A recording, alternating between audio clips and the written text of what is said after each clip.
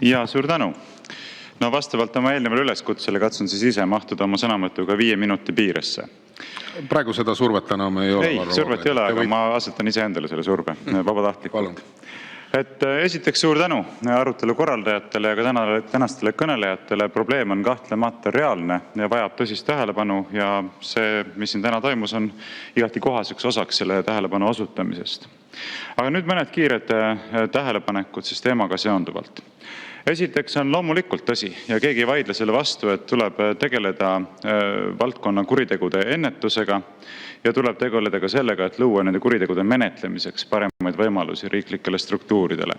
Ennetusega tuleb tegeleda nii telkodel, pankadel kui ka riigil. Lisaks siis menetlus on riigi kohustus loomulikult.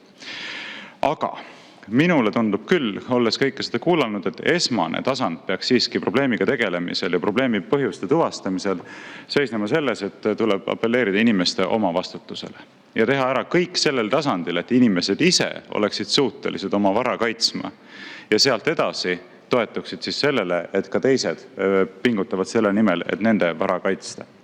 Meile ju sageli meeldib rääkida sellest, et Eesti rahvas on ikka üks tark rahvas, et me oleme haritud rahvas, eks ole, et see tõstab meid esile. Aga kui samal ajal näiteks seesama rahvas või suur osa sellest rahvast ei ole võimeline aru saama nii lihtsast asjast, et ära anna oma kasutaja tunnuseid ja PIN 1 ja PIN 2 koode, kas siis ID-kaardi koode või Smart-ID koode võõrastele, kes sulle helistavad, siis väga vabandan, aga ei saa nagu mitte kuidagi öelda, et meil on tegemist haritud rahvaga. See ei ole nüüd mingisugune keeruline asi, millest aru saada. Ei ole keeruline asi. Kui sulle helistab võõras inimene, siis sa ei anna talle mitte mingil tingimusel ei oma kasutaja tunnuseid ega PIN 1 ja PIN 2 koode. Kas on raske aru saada? See võib olla väga raske aru saada. Kui on väga raske aru saada, siis peab ütlema, et tegemist ei ole intellektuaalselt väga võimekate inimestega. Ja nüüd ütleme nii, kui inimesed näiteks ei tea seda, ütleme, üks on see, et tead, aga ei saa aru, aga teine asi on see, et ei tea, siis siin on ju väga selge esmane tasand see, et saaks korraldada ka riiklikke teavituskampaaniaid. Näiteks ERR-i vahendusel. Ma ei ole suur televiisori vaataja või veel väiksem olen, ma olen raadiokuulaja, aga ma ei ole kuulnud, et sellist süstemaatiliselt kampaania vormis inimesi teavitatakse sellest, nendest ohtudest ja sellest, mida tuleks siis teha, et neid ohtusid neutraliseerida. Esimene tasand. Siin on see koht, kus tuleks teha. Enne kui me hakkame siin põhjalikult arutama, milliseid seadusandlikke samme tuleks astuda selleks, et piirata siis täiendavalt inimeste põhiseaduslikke õigusi ja vabadusi, millele tänane arutelu ka suures osas vähemalt keskendus.